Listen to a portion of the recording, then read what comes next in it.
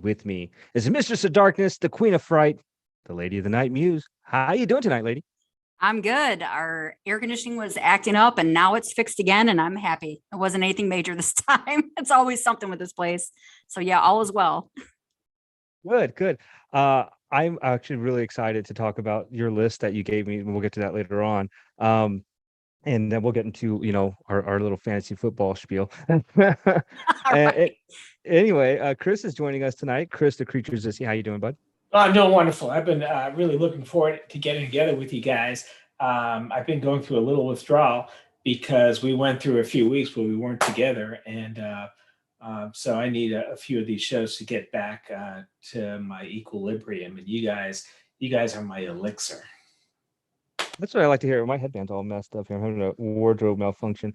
And with us, speaking of wardrobe malfunction, I don't know why he wears a shirt. He's nothing but a skinny bitch anyway. But it's HorrO and Dexter. How are you guys doing from PromoteHorror.com? Well, at least for myself, I'm exhausted keeping up with all the horror that's going around here because it's that time of year. September rolls right into us. And Dexter has been excited. You know, you said fantasy football. He thinks he won the draft the other day. I continue to explain it to him. You don't win a draft, but he insists he did. And he may have a surprise pick by the time this podcast is up. Speaking of wardrobes, we'll see what happens there. All right. Well, I'm excited to get into our show. We don't necessarily have a guest this week, which is okay because we like talking to each other sometimes. And like Chris was saying before the show started, that we've had withdrawals from each other, and we used to do shows where it was just us, and we're going to do that this week. The topic we're going to do is essential horror movies that you need to watch, and hopefully you guys did your homework on this one because I didn't. I'm just kidding. But yeah, we're going to talk a little bit about that, and I want to get right into the Fear the Beer of the week. And I'm not drinking a beer. I am drinking one of these vodka soda deals. So I'm trying not to drink as much beer. I've noticed that, this godly body that I've been blessed with all these rippling muscles has been overtaken by this beer belly that I somewhat have. And I want to look good. I'm on the YouTubes now. People are looking at me. I got these hundreds of thousands of followers that, oh wait, never mind, that's not true at all. But yeah, I wanted to change it up a little bit and start drinking these sparkling water deals. They're like a little alcohol in them, so it won't be all the time, but I'll try it every now and then. So tonight I'm drinking this high noon vodka soda, a mango, made with real fruit juice. I doubt that it's real. It's probably from concentrate somewhere. Let's try it. Oh, that is god awful, but I'm gonna drink it anyway because I like to stay crisp and on point during the show. All right, so let's get into the horror movie Flashback. Let's see what movies came out this week. August 31st, 2001, Jeepers Creepers with Justin Long. Guilty, guilty, guilty. I have not seen all of this movie. My brother and my stepfather John, they used to watch this crap all the time, and that's why I didn't want to watch it because I kept watching it over and over again. I'm like, oh my god, how many of these are going to make? So I did not see that one. August 31st, 1984, CHUD Chud. We talked about this movie a few times. Muse, you brought it up a few times. Yes. Wes Craven passed away August 30th, 2015. If you don't know who Wes Craven is, oh, you should not be listening to this show. I don't think a lot of people listen to the show anyway, but that's okay. Let's see. August 30th, 1972. Really, really great movie. The Last House on the Left. I've only seen this movie once, but this movie's pretty hardcore. You should check that one out. Child's Play 3, August 30th, 1991. This is the one where this was that kid, the young boy in the military, and or he was in like prep school or something like that, and it was different from the other kid. I don't know. August 29th, 2003, Jeepers Creepers 2. I had not seen this one as well. I don't know what this movie is. Chris, you might know this one. August 29th, 1980, He Knows You're Alone. You ever hear that one? Never heard of that one. Looks scary though. Oh, there's a girl in the shower. That's good. All right. August 28th, 2009. Muse, Final Destination. We're going to get into that. Pretty crazy, right? August 28th, 2009. Halloween 2. This was the remake. Or not the remake, but the updated, what's his face? Rob Zombie ones, right? August 28th, 1981. Hell Night. I did not see that one. Looks interesting. I don't know why that's in there. The Last Exorcism came out on August 21st, 2010. I actually enjoyed that one. That was pretty good. Um, I like exorcism movies. I'll get into that on my movie and in my movies, but I liked it. It was pretty good. And I'll do two more. Released on August 26, 2011. Don't Be Afraid of the Dark. And let's do no. Okay, that's it. So that's my horror movie flashback for this week. Good stuff all around. Muse, it's kind of crazy. I think that you and I have like this psychic connection sometimes because you send me these things and we're gonna, what we're gonna talk about on the show, and then it pops up kind of like on my thing. I don't know if you do that on purpose or what, but it's pretty crazy in my opinion. Well, honestly, I would rather, I'm going to plead the fifth on that because I don't want you learning about my secret hacking skills. But no, I just think that we have this really weird connection, and it's just works out that way. Kind of cool, kind of creepy, Yeah. kind of cool, all that good stuff. But so yeah, I mean, so do I just get into it, or did I just say Yeah, here? let's get into the Sinister right. Six if you're okay with that. I mean, I are you am. ready for that? I'm ready to do this one. Actually, was going to do this one a little bit before our break, but I decided to wait. I kind of wanted to wait until an appropriate time, and I kind of a little summer theme going on for a little bit, and different things that I do during the summer, and kind of tried to line up my Sinister Sixes with that idea. And another tradition I have with summertime is it seemed like there was always a Final Destination movie coming out in the summertime, late in the summer there, July, August, usually around August, around now, actually. And we'd have this little tradition where we would go to the movies and see it, because it's kind of cool, to go to the movie theaters, nice and cool and dark, if it's a nice hot day out, and to see a good horror movie. So I actually drug Jamie to one of these, and I believe it was part 4. I think it was called The Final Destination. It was the one in 3D, which was actually a lot of fun.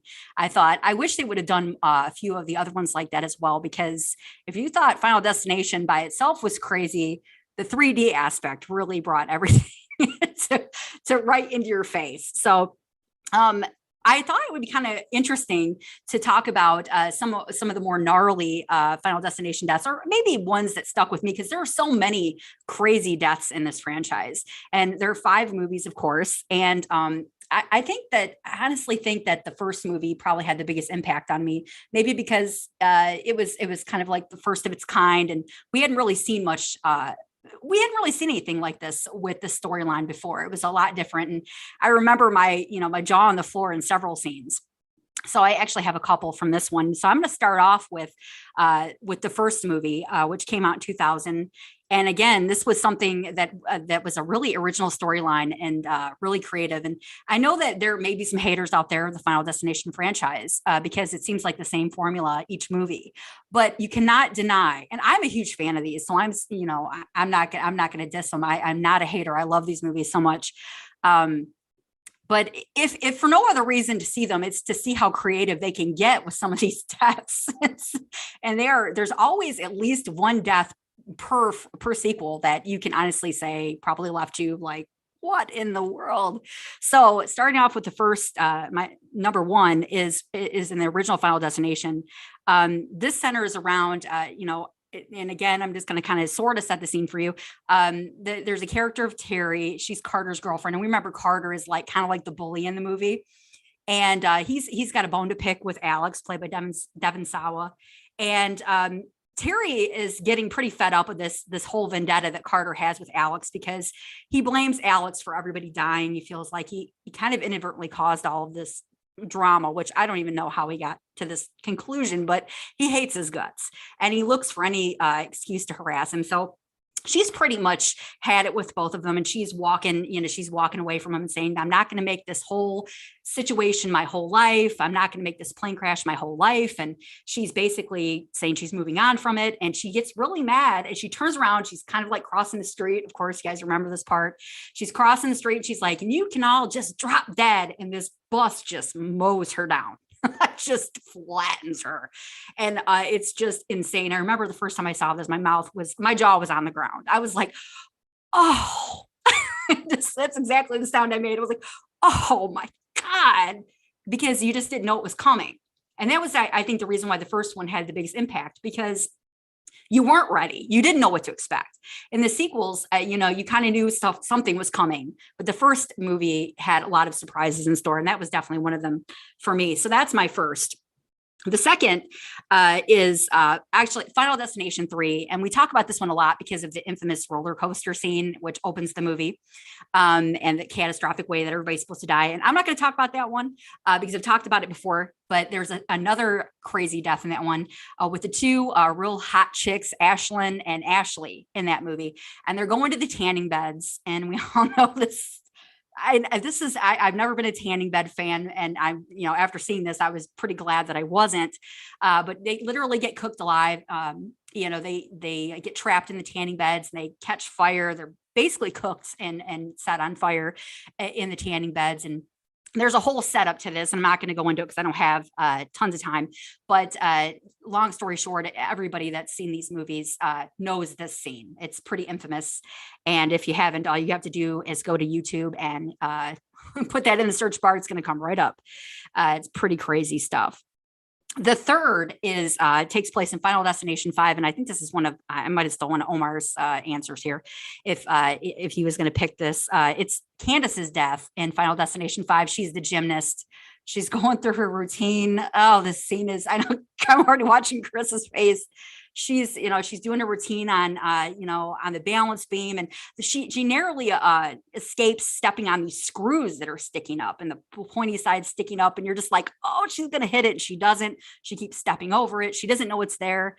She gets off the balance beam. She's avoided this catastrophe. She goes over to the uneven bars and she's doing her flips. And one of the other girls comes on, gets on the balance beam. She ends up stepping on the screw, falls off, hurts herself, and triggers this whole chain reaction where she messes Candace up on the balance or the uneven bars. There's like this dust that hits the fan. It's kind of like this chalk, gets in her face. She can't see. She's doing this crazy dismount off the uneven bars. And I mean, she just folds. I mean, her whole body just folds back over itself, and there's bones sticking out of flesh. And I can't even do it justice. I mean, it's very gruesome, very, very gruesome scene. You know, anybody that's ever even hurt themselves with their leg or any other kind of like limb, oh God, this whole scene is brutal. So that was one that always stuck with me. The fourth on my list is in Final Destination 4, and it's Samantha, the character of Samantha, who gets this flying rock in her eye from a passing lawnmower. She's leaving the salon with her two sons, and she's, you know, they're acting up, they're being bad kids, and she's just like, you know, I've got my eye on you, which is like a horrible pun. She turns around, she comes out, this guy's mowing the grass, a rock is cut underneath the lawnmower, impales her right in the eye, and she's just drops dead right there. It's just horrifying. And they almost make it comedic, which is really twisted. So I had to give them credit for just the humorous kind of like play on words right before her death, which is really kind of shows my twisted sense of humor. Number 5 is Final Destination 2. And again, it's kind of a little bit of a setup for this one. There's a character named Tim. He's at the dentist. He almost actually meets his demise in the dentist's office.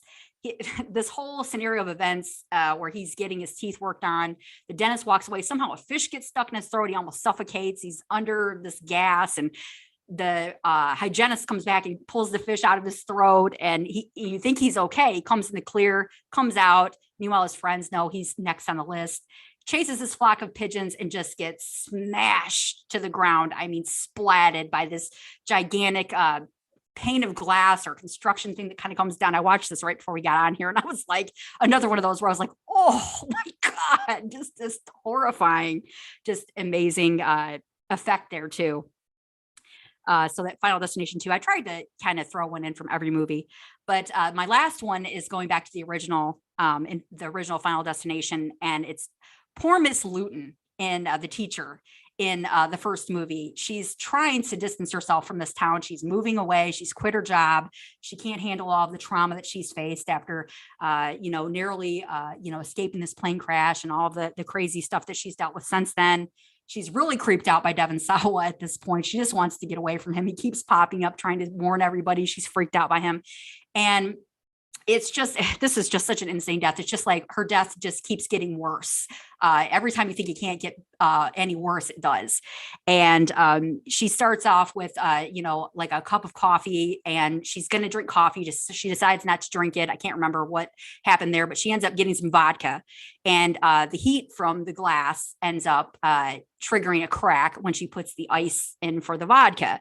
And then it does a whole chain reaction. There's liquid that goes down into this computer. The computer explodes. Glass goes into her throat.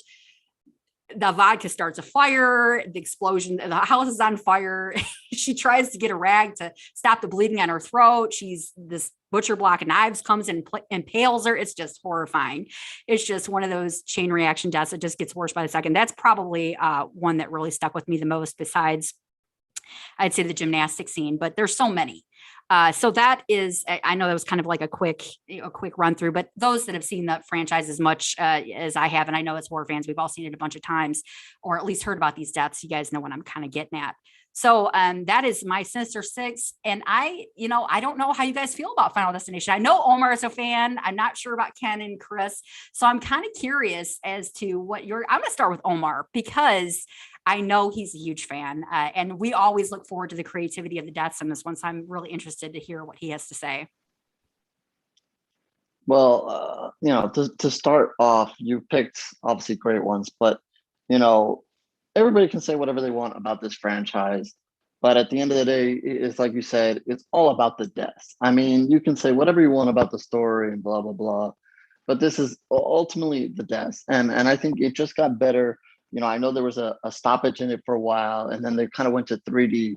And I know some people don't like 3D, but to me, if you want 3D and you want horror, this is one of the best. I mean, and it's hard to watch out now because if you didn't see it in theaters, it obviously doesn't transfer as well. And if you watch those movies without 3D, some of those scenes are really awkward. But when they did the 3D, it was just marvelous for this thing. And I'm surprised they didn't do more. I'm surprised that this franchise kind of came to an end after that. Because there was so much more, and it would just like seem like it was made for 3D.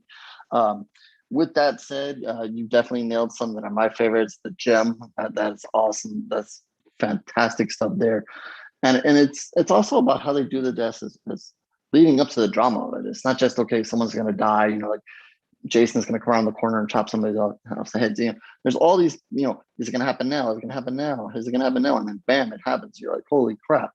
So with that said, one of my favorites is the LASIK eye scene. That is just painful as hell, and probably one of the reasons that you still see me with glasses on today.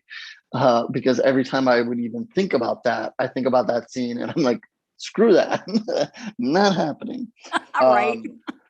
You mentioned the tanning scene with the two girls, but then there's another one where the guy, he's a slimy guy, he goes into the massage parlor and he's hitting on every woman in there, and he gets set down on the thing, and then all these events happen and things start catching on fire and he can't get up, and all of a sudden that big weight just comes down and splats right over his head. That was a good one right there.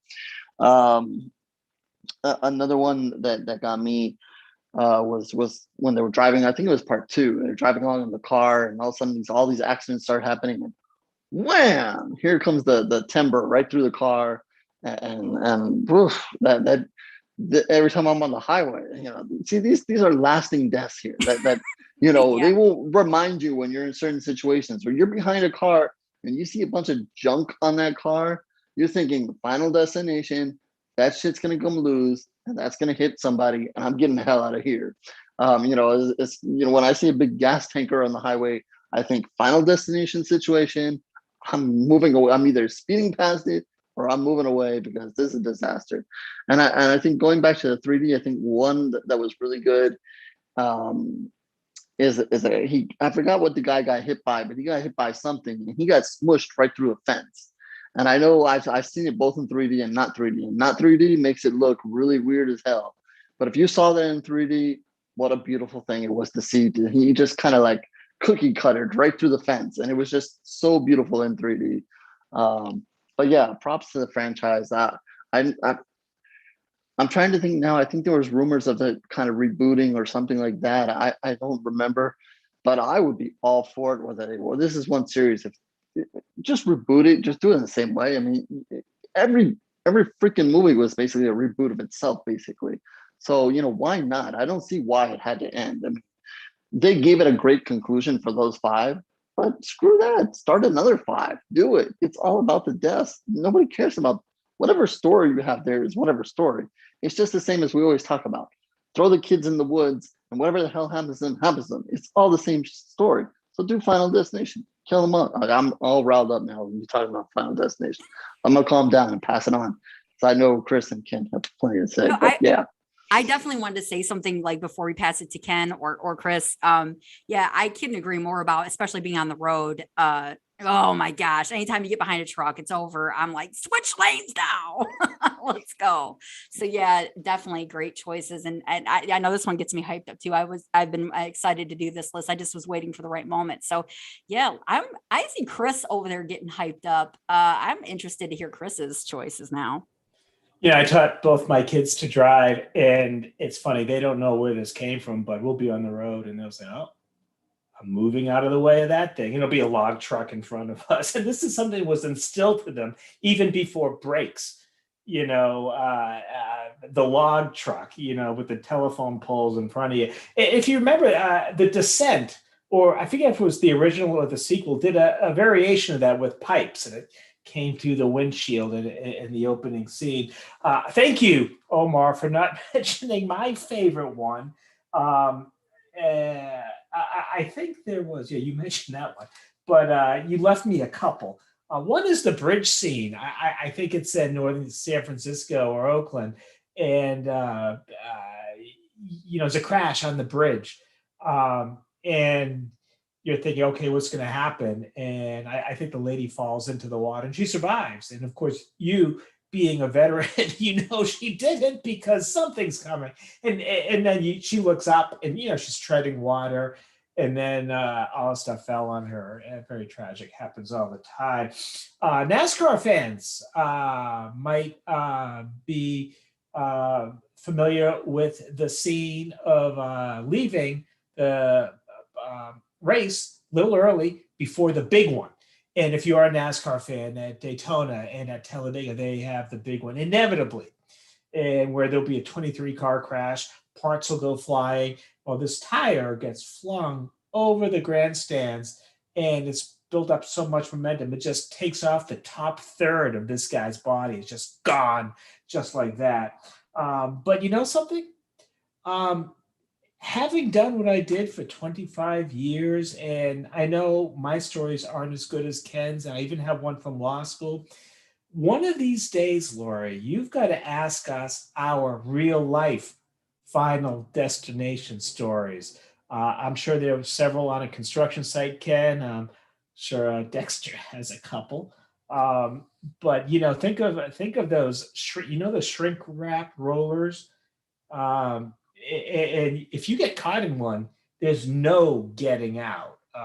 It's a horrible way to die. But it's funny. I was at a funeral today. You think about death. How do you want to go?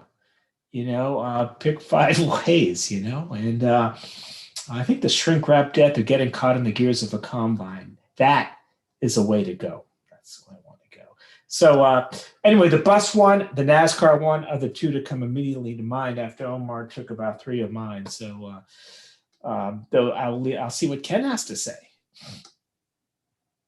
Well, it does start going last because Omar out the gates took mine. But no, I'll retouch a little bit on a couple of them. So obviously, the freeway scene with the timber falling and stuff like that. It's like you see that, and that's what you think of, and nobody will understand unless you've seen the Final Destination movies. Like, what? Why are you freaking out? It's just a truck. Like, no, it's not. It's gonna fall right through my face on the highway. And I have this terrible, you speak of death, Chris, and I always had this thought that I would die in a car accident. So I don't like that scene because I feel like my biggest fear is being in a car accident and just being smushed into metal, and you can't do anything, and you got to wait. So that's one thing there. So that scene, that whole dynamic was really cool because it was a chain reaction of all these different deaths and whatnot. I loved, so fun fact about me, when I was like younger. I used to like going to like the tanning booths and get a nice tan going, And I was not in Jersey at the time. This is somewhere else. But and then they had the scene there with the two gals that got trapped in the tanning salon and they got burnt up, and I never went back after I saw that. So, and then I want to knock the movie for a second on a couple things. I didn't like Tony Todd's cameo in there. Like, I thought it was kind of cheesy. I like him a lot too. I'm not knocking him. I just didn't like that whole thing. I don't know. I just thought it was kind of stupid. Like, he just knows everything about death. And then I didn't like on the first one, like the kid was literally escaping all these different death traps, like the electric and all that shit. I thought it was just they had to end it. How do you end it? I don't know. And then honorable mention as the roller coaster scene. I think it was in the beginning of one of them, the second one, maybe third. I can't remember. But I used to love going on roller coasters. And then you always think the reason why you go on scary rides is that thrill of I could die. I'm going to risk my life going on. I'm going for a thrill, and if you don't go on a roller coaster, you don't think that you're going to fall off or fall out or that it's going to come off, then why go on it? You're going to get scared. So that whole scene where it just goes flying off, and then that one person that didn't make the seat or whatever, and then they're marked or whatever. But it's a fun movie, or franchise, I should say, because death is imminent for all of us. We're born to die. And it's like Chris said, how is it going to come? Everybody has it coming. It just matters when and how. And it's scary to think about. But yeah, good topic, Muse. Would you want to recap that at all? No, I mean, you guys had some great ones. The roller coaster one, I totally agree. Definitely, I'm a huge coaster fan, and it really makes you rethink. And I swear, I've seen so many videos lately on YouTube. I don't know what is going on. YouTube's trying to freak me out. Going on any other thrill rides. I just hear about all these accidents lately at amusement parks and carnivals, and I'm like, I don't know, man. It makes you really rethink wanting to go on one. And then something like Final Destination too, something like that could really happen. I think the thing, just to kind of like end it, I think that Final Destination, I think the thing that disturbed me the most about the movies and some of the deaths is a lot of the things that happen to people and how they die. It's just, they're doing everyday things. They're going to the tanning bed. They're at the salon. They're coming out of the dentist office. They're, whatever. It's just, you just never know when death is going to come calling. It's something you've done a million times and it's just going to kill you one day. And it's just like terrifying. And the movies just definitely have always left an impression on me. I love them. I own them all and I watched them so many times, but they're a lot of fun. And I just thought it was really a blast talking about this with you guys. So yeah, that's it for this week. It's a good topic, like I said, and it brings up a lot of conversation. So I got to say what's up to everybody in the chat, the unusual suspects, some new faces, some returning faces. Luke, Jennifer Goldberg back from last week. Oh my goodness. I might have a crush on that one. Luke, Luna, Mike, Muse, you're in there causing trouble, of course. Who else is in there? Jamie, what's up, man? I'm sorry for your life. Let's see. John's in there. Hey, John. Luna, I already said that. Luke, Mike, what's going on, buddy? I think that's everybody. It's a big list here. All right, yeah, and HorrO, you're in there causing problems. Anyway, good stuff. I asked them a couple questions for later in the show, but we're going to get right into the Promote Horror Rundown with HorrO. Let's see what's cooking. All right. Candyman. No, I'm not talking about that. We'll talk about that at some point. Hopefully, I'll get to see it. Not risking the theaters for that one yet. But congratulations to what it did, getting #1, and congratulations to that cast. And we'll see. We'll get to that at some point. With that, today I'm going to kind of pick up the question I asked Larry last week, and kind of because there's news this week, and I guess it's been news, over the last couple of months as well. Last week when we had Larry Fessenden on, I asked him about horror, and he's obviously been a long-time filmmaker and done a lot of movies. And I asked him about streaming versus, old school being on the big screen there. Obviously, he made his case and talked about, how he loves and how film is meant for the big screen. And obviously, he comes from that. That's the way he's built, and that's the way films have been built. But we can't ignore what's happening, and we can't ignore the change of going on in the world right now. And I bring this up because of the news that Texas Chainsaw Massacre. We know that there's going to be a new movie coming out soon. It's supposedly the sequel to the original, whatever. That all that gets confusing in all these movies. I don't understand. That's another topic for another day. How we skip back and forth and choose wherever the hell we're putting these movies. I don't know, whatever.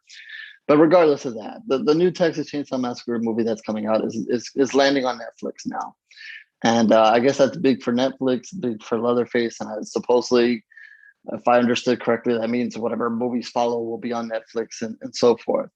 But there were no stranger to that because we've talked about Pinhead coming and that going on Hulu. Chucky's coming, that going on Sci-Fi, even though that's a series that's still on Sci-Fi. We have The Evil Dead Rises, the new movie that is going to be on HBO Max. Paramount has some movies coming out on there as well. So, as much respect to Larry and the old filmmakers, it's you can't ignore what's coming in front, and I think it's going to be a thing for filmmakers now. Maybe the old ones will continue to make films for the big screen and hope they get on the big screen and so forth. But I think the reality is, especially with horror is concerned, I mean, let's face it, even before the COVID apocalypse that we're in now, I mean, I only went to the theaters a couple of weeks ago for the film festival, and that's it. Prior to that, I'm one of those people that actually went to the theaters. But I know Chris doesn't really go to the theaters. Muse doesn't really go to the theaters. Ken goes sometimes, but not always.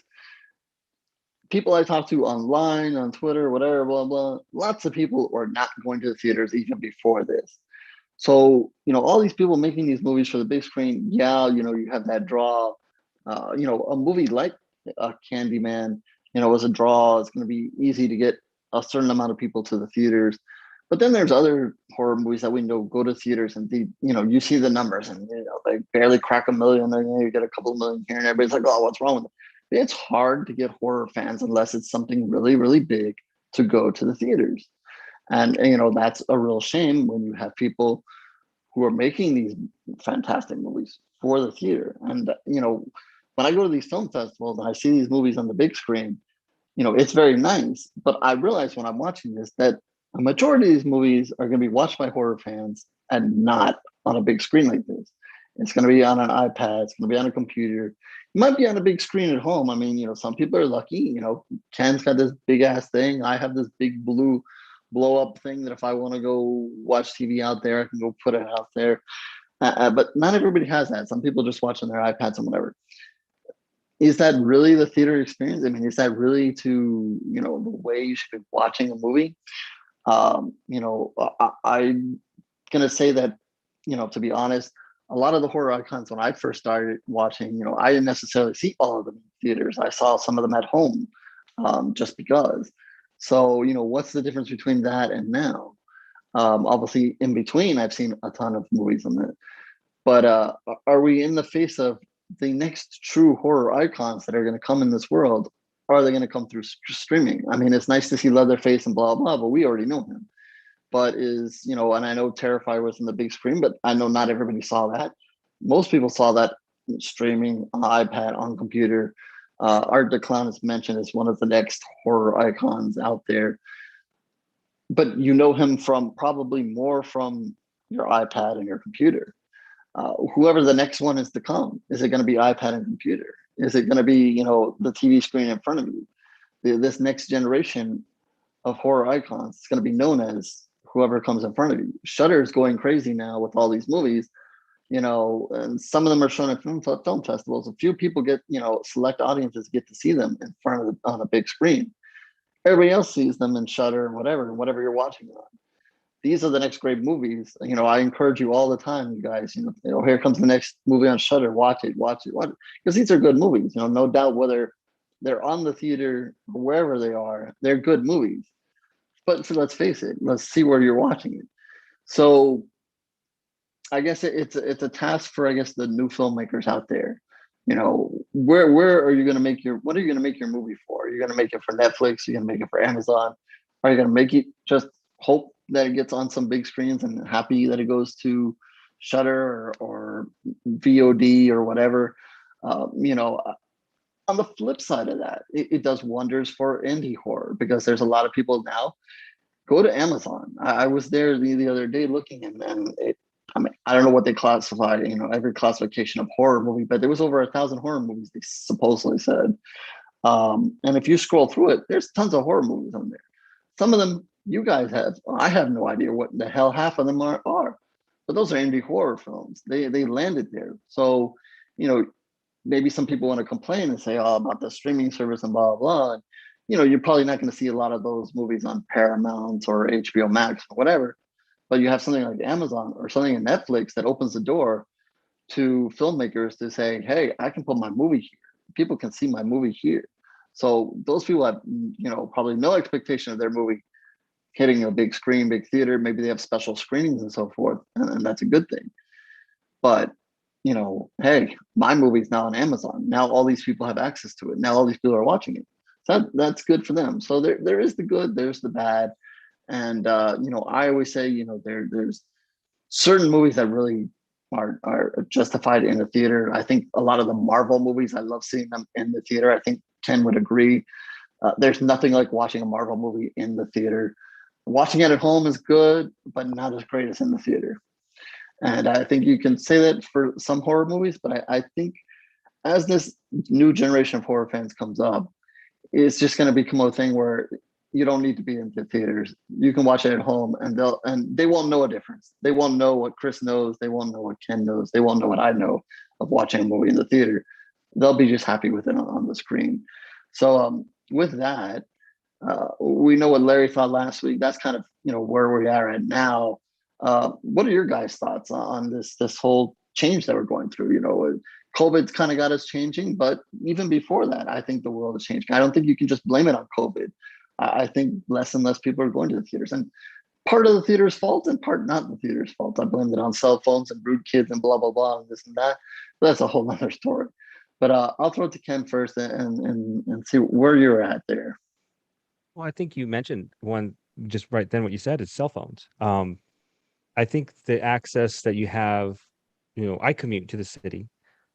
I can watch pretty much anything I want on my phone, and I can access all these different platforms. I mean, Shudder has been amazing for horror. I think it's just awesome. And I also think Amazon Prime, it has really good selection of horror films. I don't think Netflix has that great of a selection, but and then Tubi, I know Muse and Chris, you guys are all about Tubi, but I think, and when you go on these platforms and you see a broad range from brand new movies, short films, to older films. Like on Shudder, I was just explaining in the chat room that Luna had mentioned one of the movies that Essential watching is Carnival of Souls, which you guys know is one of my favorite movies, and it's on Shudder. So not a lot of people know about that movie, and they have what was the hardcore one? Oh man, but the guy, the baby porn one. What's that called? Serbian film. Serbian film. That's Unfortunately. accessible. Yeah, I know. So it's like I still won't watch that one. I won't either. I don't think I want to see it. But there's these movies where people are able. I think the point I'm trying to get is, if I was a filmmaker now, brand new, and I have a lot of ideas, I feel like I have more outlets to get to, right? Even YouTube, I can make my own film on YouTube, and it might be really super low budget, but I still have that opportunity. Back then, in the 70s, 80s, you had to go, take a risk, and there were things that were taboo that you couldn't do or whatnot.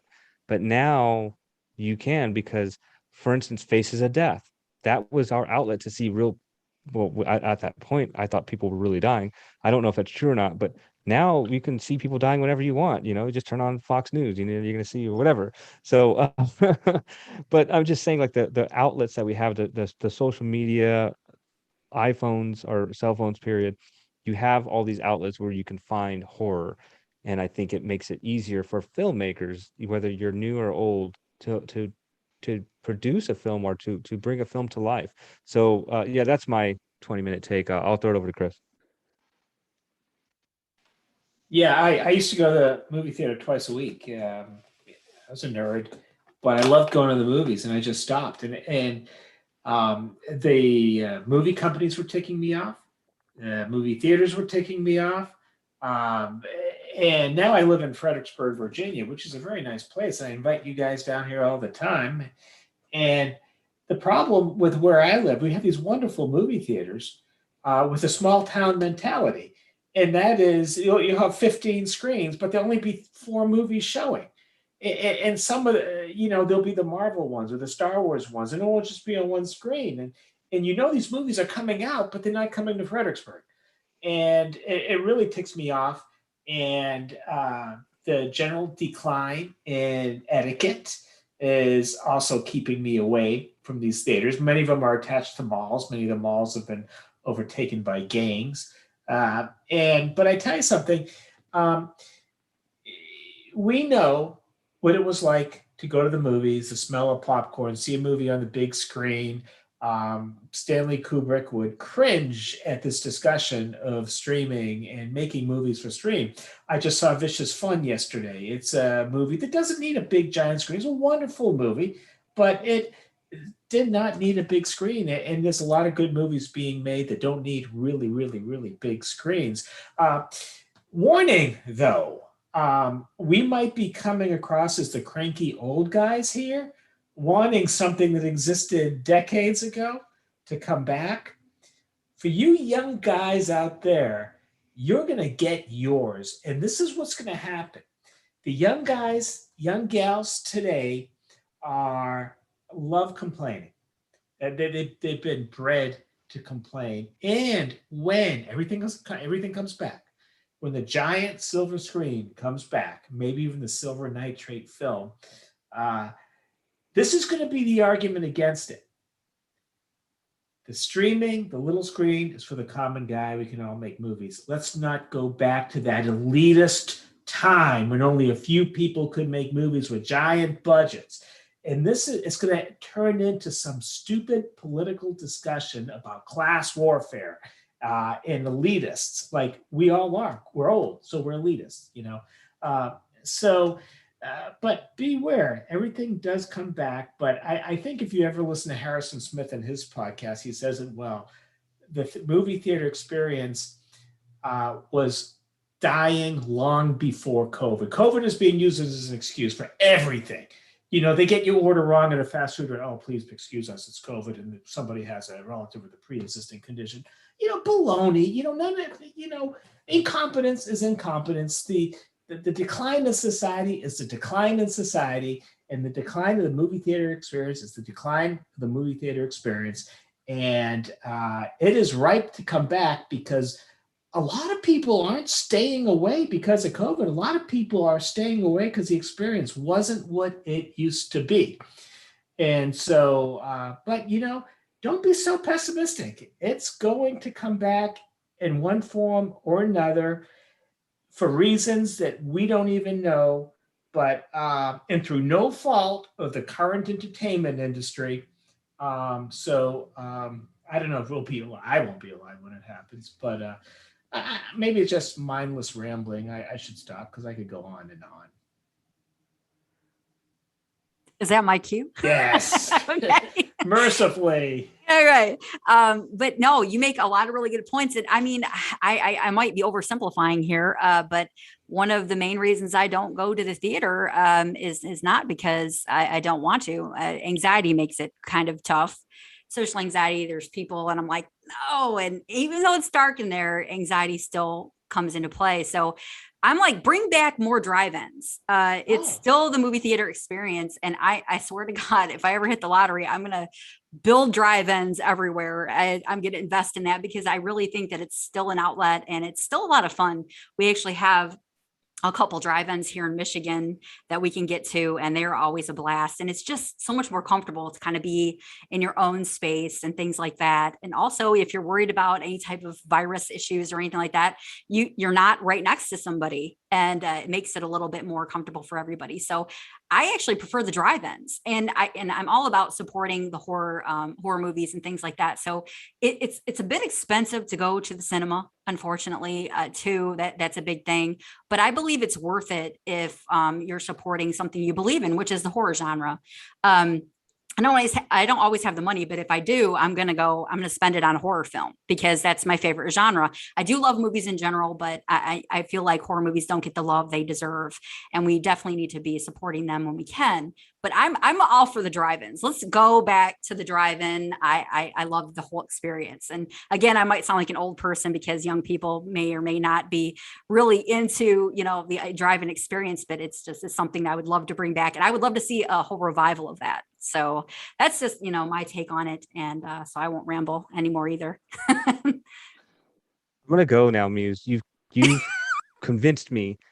I'm gonna go to a drive-in this weekend. Yes. I swear to God, I'm gonna go. I'm gonna send you pictures. We actually have a year-round drive-in here. We went in the wintertime, and they actually give you in-car heaters. I'm gonna go watch Candyman, I think. I love it. Yeah, I'm gonna do it. I'm gonna do it. Before you guys jump back into the drive-ins, catch one of the American Horror Stories that they just did, and then there's one themed about drive-ins. Why do you gotta ruin it? Watch that, and then you tell me about the drive-in experience, and we'll see. Because American Horror Story came to ruin that experience as well. So I'll just throw that out there. So yeah, I gotta ruin it. I gotta ruin it. Oh man, it's a lot of fun though. Definitely, for sure. Great topic though. That is one thing I don't think I've done as a drive-in, and I almost did several times during the apocalypse now, but just never went. But yeah, all great points around. And I think, what's not to be ignored real quickly is the short film experience, because there's some people who can do some really, really, really great things in 5 minutes, 10 minutes, 15 minutes. Watch Sunday Scares that I put out on Sundays on Promote Horror. Go to YouTube. Just amazing stuff. I mean, you don't even need, that's proof right there. You don't need big theater, big budget, whatever. You can do really wonderful things on the small screen. So like Ken said, short films are can't be ignored. And whether we go back to that one day, but I don't know, but definitely theaters, like Chris said, have ruined the experience. They let it get way out of control. But with that said, real quick, some news, and then we'll move on real quick. Just to follow the whole theme here is Paranormal Activity. The new movie that's coming out is going to come out on Paramount Plus this Halloween. So there you go, another movie going right to streaming. Sucks for the rest of us who don't have Paramount Plus. IFC Films just acquired the rights to See For Me, a movie that we covered months ago, Nights Before Christmas. They just started crowdfunding for the third movie in this trilogy, and it is called One Christmas Night in a Toy Store.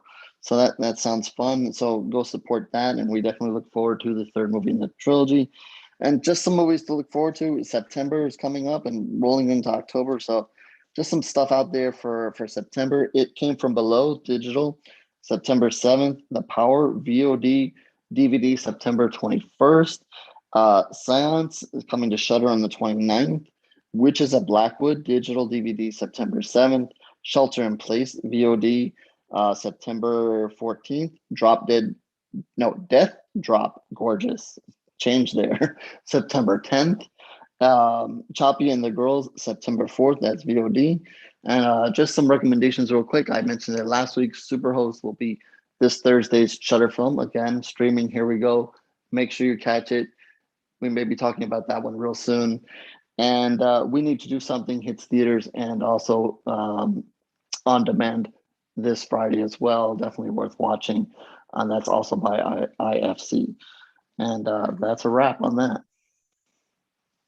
Good stuff. I've been waiting to tell you something, HorrO. So I had some extra time on my hands, and I caught up on some horror movies, and I finally watched Saw, the new Saw, the other night, and I actually liked it. I didn't like the ending too much. I thought the ending was a little weak, but it was pretty good. And I couldn't take Chris Rock serious as like this badass cop, that angry cop. I just felt like he had like the same tone of voice the whole time. And Sam Jackson was just like whatever. I don't know why they think they did not need him in the movie at all, but but I liked it, and I did guess the killer. I guessed the killer. So I thoroughly enjoyed it. I also did a Brian Bertino double feature. I went back and I watched Dark and the Wicked again, and then I watched The Strangers. So yeah, it was good stuff. And I'm just trying to absorb all these movies, but I am serious. I am going to go Friday or Saturday to watch Candyman at the drive-in, and I'm going to send you guys pictures, and you guys will be there in spirit. Anyway, before we jump in, I just want to say again, what's up to the unusual suspects in the chat room. Thank you so much for hanging out with us this weekend. Chris, let's get into the creature feature of the week. I think you have a pretty cool movie. Let's go for it. Yeah, you know, the I have like several movies. Which are you talking about? Companion, or are you talking about Vicious Fun? Anything you want to talk about? You got Oh, you got no, 10 no. minutes to babble like old 10 man minutes. at Yeah. Thanksgiving. You know, let's talk about Vicious Fun, because I don't want to say more about Companion when it comes out in 2 weeks. So, but you know, I watched a movie on Shudder yesterday, and I think it's made for Shudder, if I'm not mistaken, called Vicious Fun. And the reason I'm hopping to this movie right now is our whole discussion we just had, because the setting of this movie is about 35, 40 years ago, a time when you went to the movie theater and watched these movies, and this movie is shot in that frame of reference. It's sort of a homage to the 80s, and you'll see throughout the movie different scenes of it, but it's actually a vicious, hence the title, Vicious Fun. But the main character is somebody that all of us can relate to. It's an assistant editor for a horror movie magazine, whether it be Fangoria back then, because that's the golden age of horror movie magazines, about 1983, 1984. A guy named Joel, played by Evan Marsh, a nerd. I can relate. And he's kind of a loser through no fault of his own. At least initially, the movie will progress and he'll grow because of it. But he has all these ideas. He's got to get them by the editor. He coming home. He's got no friends, no girlfriends. He's got a hot roommate who just looks at him like a friend. And he keeps trying, hey, let's just sit around and watch something on TV. Well, he spies the hot roommate coming back from a date and the guy dropping her off. And he decides to follow the date, whether he's curious about the girlfriend or whatever. Follows him to a Chinese restaurant, and a lot of stuff happens. He starts a conversation up with the guy, and then well, I won't say exactly what happens, but he ends up being locked into this Chinese restaurant after hours, and it's locked in, and he's trying to get out. He was a little sick. He was in the restroom, and he got locked up, and he finds a room where there's a group therapy session going on, and he is the sixth guy. His name is Joel, and they look at him as he walks in and says, Phil? And he says, yeah. And he's joining a group therapy session, and he doesn't know why. He doesn't know what it's for. He bluffs his way through it for a little while. Then he realizes it's a group of serial killers, vicious serial killers. You find out these 5 people in it are responsible for 12% of the missing people in all of history. I mean, these are the worst of the worst serial killers. Or so you think. There'll be surprises, of course. And so one thing leads to another, and he's found out. This was coming. You could see it coming a mile away. He's got him going for a while, and he's eventually realized what he's got, and he pretends he's a cab driver who picks up college girls and just rapes them and rips them apart. And he does a pretty good job at that. I mean, I don't know if I could do that. Pretend to be, I don't know. So he's got him going for a while. Well, you get to meet all of these, and they are vicious. They don't just, shoot people or poison people. They like rip people apart. They eat them. They I mean, you name it. There's one guy, he's a, CIA secret agent, goes to Cambodia, poisons entire villages, hides in the woods, and listens to the whole village cry in pain as they're dying from ingesting ricin. And you know, you got this other guy. He's a 6'10" guy, Mike, played by Robert Mallet. A wrestler, I think, is from Canada. He's literally 6'10", and you see all these guys in their glory, and the you know what hits the fan when they find out who he is, and then a surprise happens where he's running from these guys who all want to kill him in their own specialized way, and they have specialized ways, and you see it throughout the movie. Now he's on the run in this Chinese restaurant.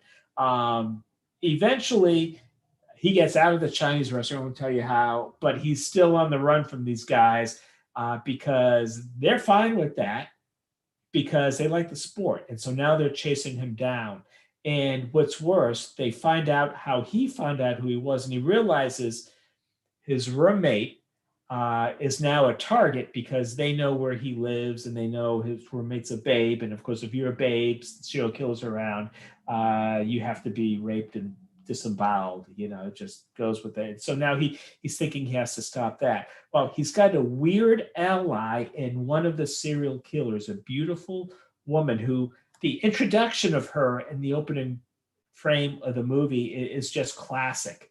But she is Carrie, played by Amber Goldfarb. Now, the name might not ring Raving Beauty, but certainly she is. But Raving Beauty in a very dangerous sense. She's got that look like she would absolutely rip you apart. And you'll find out why, but she is now his ally and protector. And now you're watching Joel come of age. And you start seeing a transition because now he's taking responsibility. He's learning the craft. And now you can see a slow transition where he becomes the protector of this lunatic killer, Carrie. And I won't tell you why, won't tell you what happens, but it's, I don't want to say hilarious, but it is hilarious. And you could say it's a coming of age movie where he's coming into his own. And it's going to be brutal. These killers, and you're going to see how they ply their trades. And like I said, it's graphic. And I don't want to go on and on. Cody Callahan directed it. And Joel, played by Evan Marsh, does a great job. And the killers themselves, Bob, Ari Millen, is slimy.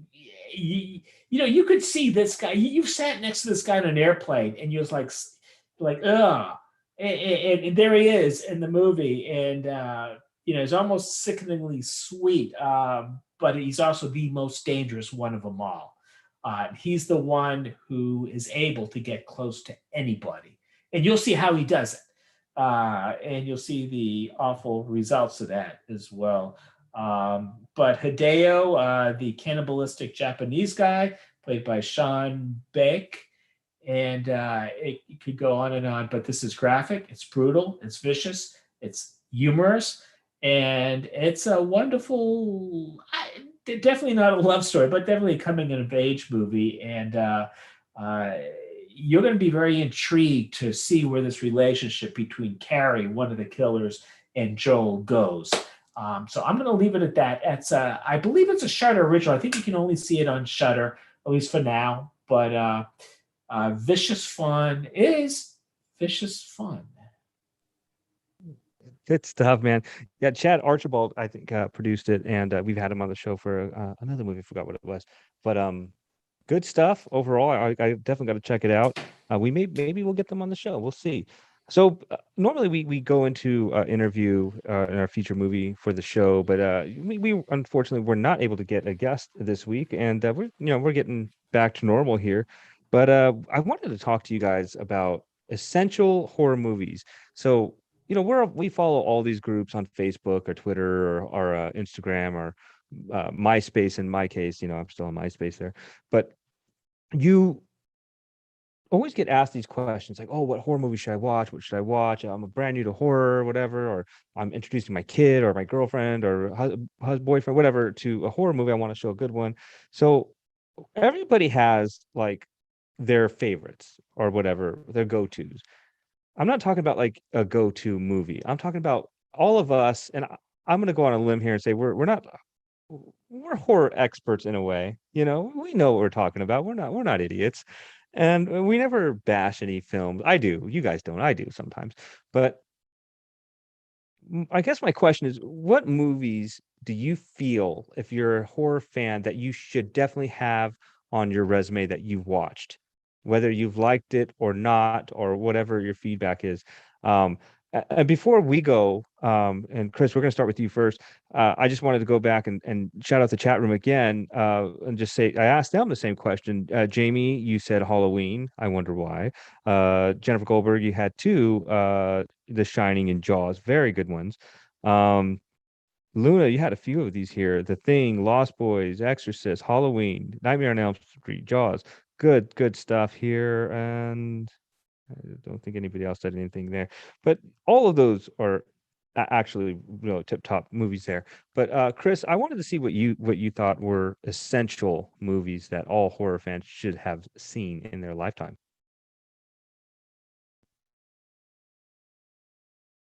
But you can tell us with subliminal messages, or you can unmute your microphone. It's up to you, you know.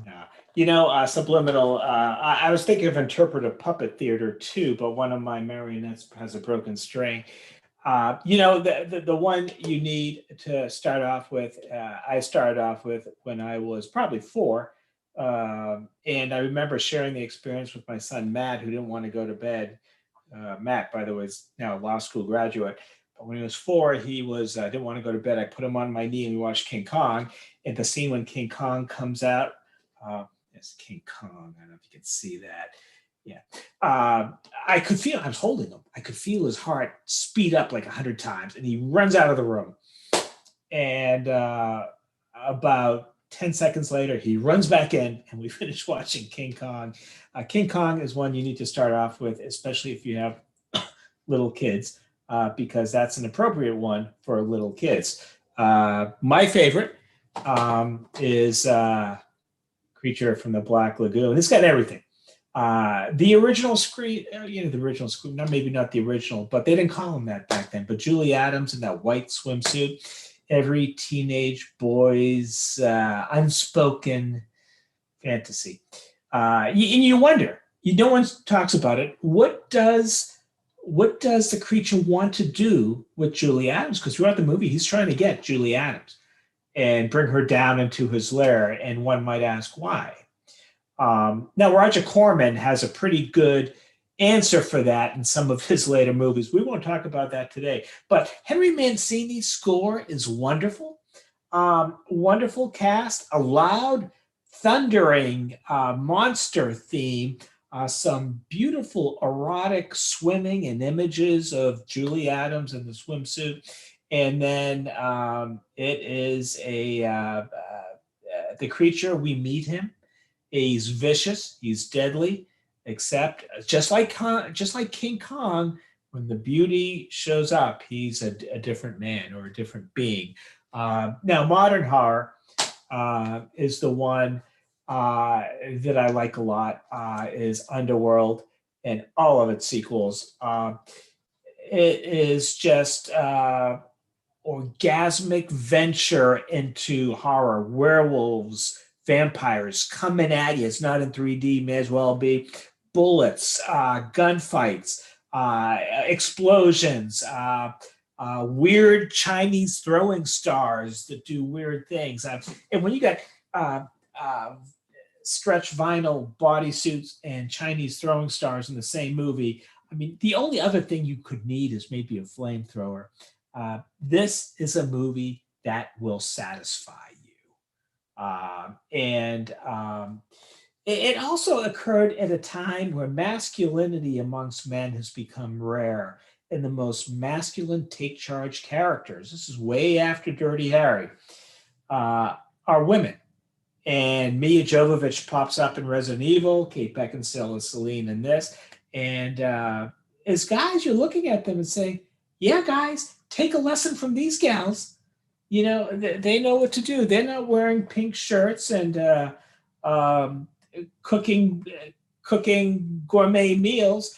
they're out there killing and ripping monsters apart and being the monsters. It's kind of a beautiful thing. But I could go on and on. I won't. But King Kong, Creature from the Black Lagoon, start off with those, and then once you do, let me know, and I'll take you through the different decades, and we'll get you all the way up to the Underworld movies. I actually really like those choices, Chris. I mean, King Kong is something that you forget about, and I'd only imagine when that movie had came out, the horror that people were like, oh my god, But King Kong and Snow White were Adolf Hitler's two favorite movies. Now, that doesn't mean if you like King Kong, we can compare you to Hitler. So let's not even go there. But interesting. Does that mean anything? No, of course not. But it's a bit of trivia. well, it's very possible, actually more likely than none, that the bones that are sitting next to HorrO are Adolf Hitler's bones. I'm almost positive that son of a bitch is Adolf Hitler. And anyway, I want to hear what HorrO has to say. He's got his for listeners on the podcast. HorrO's got his little finger above Dexter's nose, and Dexter is a skeleton that literally sits next to HorrO and rubs his shoulders. Anyway, I want to know what your movies are, HorrO. I don't know. I was just checking to see if there was possibly a mustache there at one point, but I'm not certain. And obviously, if he was Hitler at some point, he is not telling me, but it wouldn't be a shock. Um, Obviously, this opens a door to many a movie. And I think also it's a little bit of a reflection on us, because I'm going to make an assumption of what you might say and what Muse is going to say soon. And what Chris said doesn't totally surprise me. I'm a slasher guy, so you can obviously start at any of those movies. But I think that's just too obvious, and a lot of the chat already mentioned a couple of them. So I'm going to go in a different direction, and maybe two movies here that are maybe a little bit under the radar, but I think all of us can relate and see why they would be essential. And Chris actually mentioned, well, actually both of them have already been mentioned today. Chris mentioned one of them, and the first one is The Descent. And I say that because I think it means a lot for horror, because it features a set of women here. The movie is largely done by women, not behind the scenes, but on screen. They didn't need a man here to lead them into this cave and get them there and do anything in this movie. When we've talked a lot about women in horror, I think if you're going to mention that category and say a movie that belongs there, this is definitely at the top. These women do an excellent job. They have a hard job. They're going into a dark cave and fighting creature here that nobody knows what the hell it is. There's some really crazy scenes. There's scenes, going into this mud or water or whatever the hell you want to call it. You have women interacting. You have all different types of women. There's strong women, weak women. Some of them change as they go. There's betrayal. There's loyalty. And then obviously there's plenty of horror. You have these creatures, whatever the hell they are. They're, to me, they were fantastic on themselves. They do a great job of hiding them, and later they come and you see them here or there. And you have a final girl here. Obviously, one of them is I'm spoiling nothing here. This movie's old. You get one of them that outcomes and survives here. But I think coming into this age and over the last several years, we've talked so much about women in horror. Always, whenever Women in Horror Month comes or whenever we celebrate that, this is always one of the ones that I go to. So I think once you crack back the layer of the obvious choices, I think this is one to see. Maybe not so much the sequel. The sequel really, didn't do this one justice, and we can forget that one. But I definitely think that this one needs to be seen and should be held bar for women in horror and what they can do. The other one I mentioned, and Ken mentioned this a little while ago, and it's because it's important to me. It's an important movie to me, and one of the big reasons why I'm here and talking to you guys right now, and that is obviously The Strangers. To me, that is a movie to be seen because it's so basic yet not. It's so many things, but not. On the surface, it has that opening setup. Oh, a couple goes to a house in the middle of nowhere, so of course bad things can happen. But it's not simple. He doesn't just leave it there. Most couples are happy and they're celebrating, or something good is expecting. Here he flips it. Something bad has just happened. They're not getting along. They don't really want to be there to begin with. There's already that tension the audience is taken into to begin with. It's not a happy moment.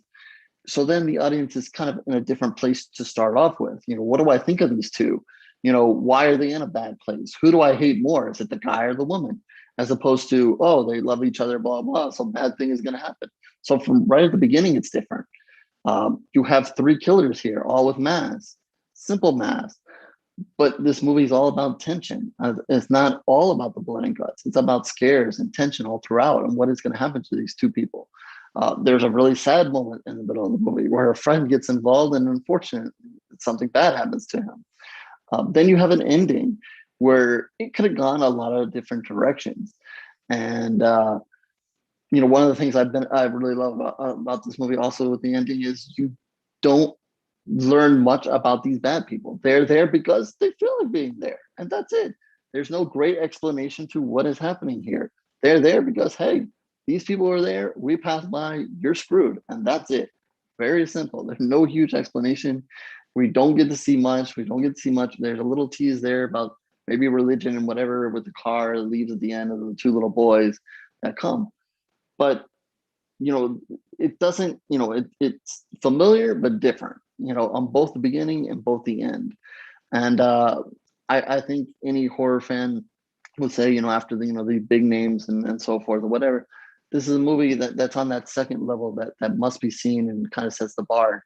I know Ken just saw The Dark and the Wicked, so it's he does similar things there, but also different. And I think you can, especially since you watch them back to back, you'll see the similarities there, but also the difference. And obviously, there's something different happening in this movie, but you can kind of see the way it's built. And I think sometimes with horror fans, we always say, "Oh, well, that doesn't scare me." I've seen that movie. There's a lot of scares in it, but that really doesn't scare me. But it's more about the appreciation of the scares. And I think when you watch The Strangers, whether it scares you or not, the tension is there for sure, but you can appreciate what is done. And I think that then you go watch The Dark and the Wicked, you can appreciate that as well. And it's different scares, but you can appreciate that as well. So to me, I hope that I gave you guys 2 different ones that are not expected, and maybe something on that second level, but definitely worth seeing and need to be seen. No, man, you nailed it with The Strangers, because I watched it with a few people and they were like, well, they didn't understand the ending too much. Like, well, they don't like the ending. Like, we think about it. Like, those people just wanted to kill. They wanted to hurt those people. That was it. There was no rhyme or reason or vendetta or revenge. They just, and she said, because you were home, and that is terrifying. That movie, I love it. I think that is definitely in my top 10, if not my top 5 horror movies. And I'm glad you mentioned it. But yeah, I did catch the similarities, especially in the music and the sounds, the background sounds and the ambience. He definitely does its own character, and it makes it really spooky. And the way it's shot, the perspective, the rural America type deal. I love that movie so much. And I hadn't watched it in a long time, been wanting to watch it, and Netflix has it on. So if you're looking to watch The Strangers, check it out on Netflix. But good stuff, Omar. Muse, I can't wait to hear what you have. I already know what you were probably going to say, but I'm really curious. Okay. Well, I'm going to start with one maybe that I still feel like this one is underappreciated. It's essential in my opinion. And I think it should be essential. I don't know if others agree, but in my opinion, it's essential. I am not, I don't know about starter horror films. These are definitely not starters in my opinion, unless you want to scar somebody for life, possibly. I don't think the first movie would scar them. I think it's a great film. I don't know if it's a great starter. It's a little on the gory side. But speaking of women in horror, is directed by a woman, and that's Near Dark, directed by Catherine Bigelow. I will never stop bitching about the fact this doesn't get mentioned enough. I mean, I love the fact that they don't really romanticize vampires in this one. And there's nothing wrong with that whole idea. I don't mind it. but I really felt like this was a little grittier and a little edgier. It's almost like a Western vampire film. If there was ever going to be a Western vampire film, this would fit. It's got the whole ambiance of that. The score is fantastic. Tangerine Dream. It's a synth kind of like score. Oh God, it's gorgeous. And it's gory. I mean, you have a little bit of romance in there, I guess. I mean, do we need it? No, we don't. And I don't mind a little romance. I understand charming vampires. That's great. But, give me the blood, the guts, and the carnage. And vampires are predators. They're killers. Let's call it what it is. And I just think this one really ticks all the boxes for me. And it should be on your resume to see. It should be essential. This is absolutely, and it's just almost like it's a different take on vampire films than we're used to. And definitely, some may think I was going to say The Lost Boys, and I do love The Lost Boys. I busted them, but this is my favorite. I love The Lost Boys as a close second, but Near Dark, it's got the great cast. I mean, again, the Aliens cast reunited. It's got everything going for it. The second movie is maybe one that seems pretty obvious, but it's a masterclass in practical effects. The Thing by John Carpenter. This is absolutely, this is the best remake ever made. I'm going to say it. Yep, I said what I said. Best remake ever. I never thought I'd ever say best remake ever in anything, but this definitely qualifies. We all know this is a remake from Howard Hawks' original Thing from Another World. So it's Kurt Russell. I mean, come on, y'all knew it was coming. And, the effects, everything. It's just fantastic. They're stranded out here in Antarctica. You don't know what's going to go on. It's fantastic. The creature's fantastic. I mean, there's so many scenes that just leave your jaw on the floor. This should definitely be an essential viewing experience for horror fans.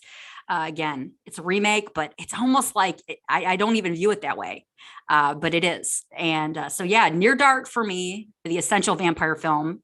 Above all others, besides the only other one I will accept above that would be Bela Lugosi from 1931. That's it. But Near Dark first, guys. Come on. Then go for all the mushy stuff later. Nothing wrong with that.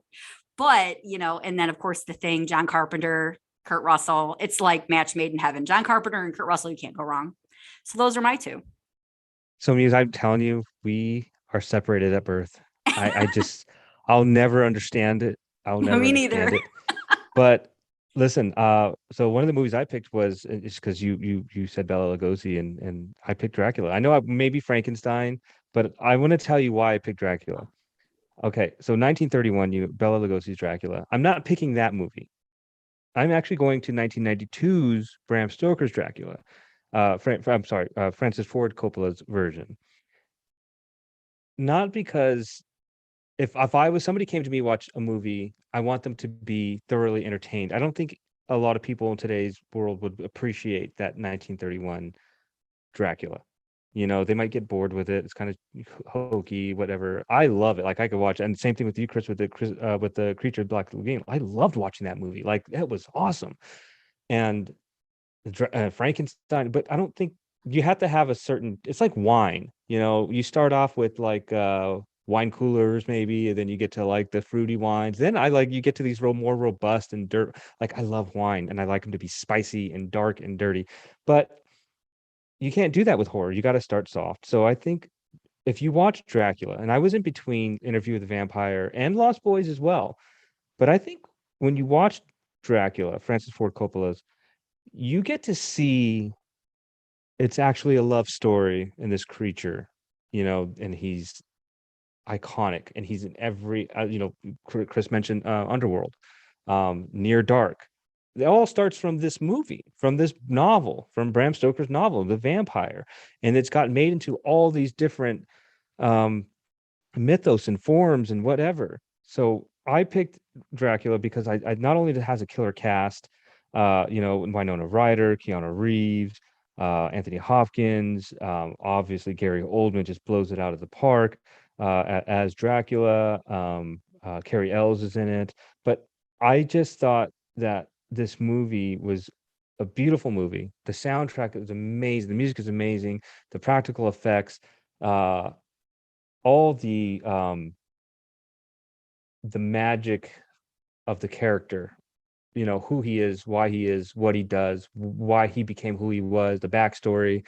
You know, you got in the beginning of the movie, he's literally impaling people, and you know, Vlad the Impaler, you get to see that. That's hardcore. And you know, the how he renounces God because of love, and then it's all about love. I've traveled oceans of time, you know, just to be with you. And he tells that to Mina, and then in the end, you know, do they end up together? We don't know. I'm not going to spoil it for you guys. But it is a beautiful movie. I highly recommend this one. And it was hard for me to pick what movie I was going to, you know, say, but that was one. And I gotta go with, I think, is the scariest movie ever made, and it frightens me to this day, is The Exorcist. And 1973, the day after Christmas, this movie comes out. Can you imagine celebrating Christmas? Oh, let's go see this new movie, The Exorcist, you know? And I don't know what William Friedkin was thinking, but he wasn't thinking. And my goal, my ultimate goal on the show is to get somebody, whether Linda Blair or Ellen Burstyn or even William Friedkin, on this show. And I probably would stop the show after that, after I got them on the show. Like, that's it. I'm done. I did my duty. And I just, you know, I read the book, obviously, after I watched the movie. The book is just as terrifying. And Blatty, I don't know what he was thinking as well. And if you don't know the movie, this young girl, 12-year-old, 13, 12, I can't remember. She messes around with the Ouija board, I think, if I remember right. I can't. She gets possessed. She gets possessed, and it gets hardcore, man. This is not just like the normal shit you see today, like Last Exorcism or Emily Rose, or this is like, this sets the bar. This is like, she does things to herself that, oh, and poor Chris, the mom, and there's so many scenes in this movie that just make you go, what the hell? And there are iconic scenes. You know, we talked about that the other day. What are the most iconic scenes in movie history? I've put, you know, Reagan's head spinning in a circle. Like, and to some people it's weird, because if you don't grow up religious, you don't think it's scary. But I grew up, you know, religious. I went to Catholic school. I went to CCD and all that, and whatnot. And you learn about the devil is real. And this devil possessed this young girl and fucked her shit up 10 ways to Sunday. And it was terrifying, and I hate it. I will have trouble watching it today. I It's weird, because a lot of people that I've spoke to that watch it always watch it at a young age, you know, when they first see it. It's weird. What were their parents, what were my parents thinking? I don't know. But those are my two movies. An honorable mention, Evil Dead. You gotta watch Evil Dead, man. Not the remake shit. I'm talking about Bruce Campbell, Evil Dead. And you haven't seen it, if you want to be my friend, you got to watch Evil Dead. Those three just are essential to have in your repertoire. Anyway, great stuff. Another great show, you guys. That was a lot of fun. I kind of like that little change up there, kind of talking real horror movies, you know, and just to see where you guys are at. So yeah, let's wrap it up. Let's bring it on home. Do our shout outs. Once again, thanks to the chat room there for hanging out with us. Chris, what do you got for us today? You know, I'm going to talk more about this movie in the coming weeks. Interestingly enough, it was sent to me by the people that did Girls, Guns, and Blood. Christine Gwynn is in it. If you know Christine Gwynn, if you're an exploitation fan, you know her. This movie is not that, though. And I tell you, it is frivolous. It is fun. It is effervescent. It is Christine Gwynn is in her movies. This is an entirely different performance. She's not this main star in it, but her performance is very chilling and very haunting. Companion is coming out in 2 weeks. It is an apocalyptic wasteland movie taking place 10 years in the future in Texas. It's got a bit of a twist on the apocalypse, a bit of a twist on the zombie apocalypse, because it's not the zombies. It's, I don't want to call them ghosts, but something is looming in the land, haunting these few survivors. And I'll talk more about it later. But very fascinating to see Christine Gwynn in the role she's in this movie. Does a fabulous job. It's a haunting role, and it's nothing like we've ever seen her before. Good stuff, man. Good stuff. Crit or HorrO, what do you got for us? All right. mentioned it last week. Popcorn Frights, another shout out to them for letting me be on the jury. Fantasia for letting me cover them. Great festivals. Fixion Fest has now opened their entries for their festival later on. Terror in the Bay is coming back. If you're looking to submit your films for that, again, as I mentioned before, short films are fantastic, and shout out to all the people that put them on. There's some really great stuff. I encourage you guys.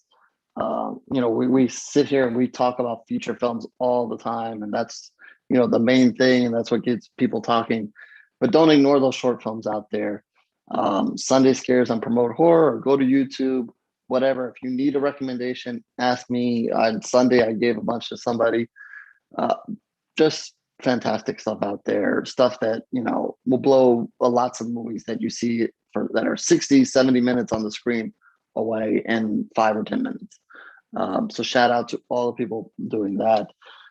As always, love horror, love the horror community, and spread the horror. And until next week.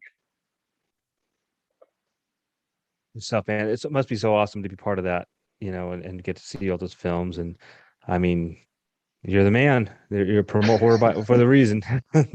Anyway, Musey, what do you got for us? I want to Oh, shout that's out. nice. All right, well, moving on. I'm just kidding. Nice. Such a bully. All right. Oh. I definitely want to shout out Tony. He does Tony Z TV's YouTube channel there. He also has some fun podcasts as well. But I really want to shout out his YouTube channel. He's been doing these paranormal reaction videos that have just been killing me. I love to watch Tony scream, honestly. I don't know what that says about me. I enjoy his discomfort, apparently. I don't know. But he's done a lot of these paranormal reaction videos, and of course there are videos where is this a ghost, is this not a ghost type thing. And I just realized I'm such a skeptic when it comes to these. Like, I do believe that there's some life after death, but I see these videos and I'm like, it's a bug, it's a coat rack, come on, people. But some of it's pretty interesting and compelling, but it's his reaction is what makes the whole thing. He also does these point of view horror stories. And they're from different countries, and they're really interesting. And they kind of like give you, it's almost like a found footage type deal. It's really cool. But I've been having a blast watching those. He's kind of went in a different direction and done more paranormal stuff. And I'm a huge fan of that stuff. So it's definitely worth checking out. So check out Tony Z TV. I believe that's his YouTube channel handle.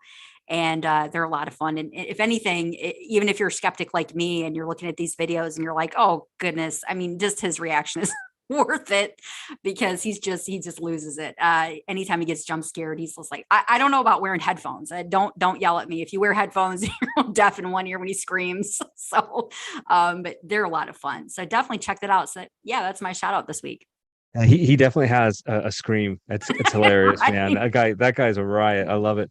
Anyway, good stuff overall. Just a shout out again to the unusual suspects in the chat room there. Come join us, man. If you got a movie you want to talk about, hit us up. I do have a challenge to our listeners out there, and you can email me at ken@wherethescarythingsare.com, or hit us up on the YouTubes or the Facebooks or the Twitters. And I want you guys to take your loved one, whoever that is, your significant other, and watch some horror. Watch a scary movie with them, whether it's a new one or old one or whatever. And I want to know what movie that is. Anyway, till next time, my friends, keep it scary.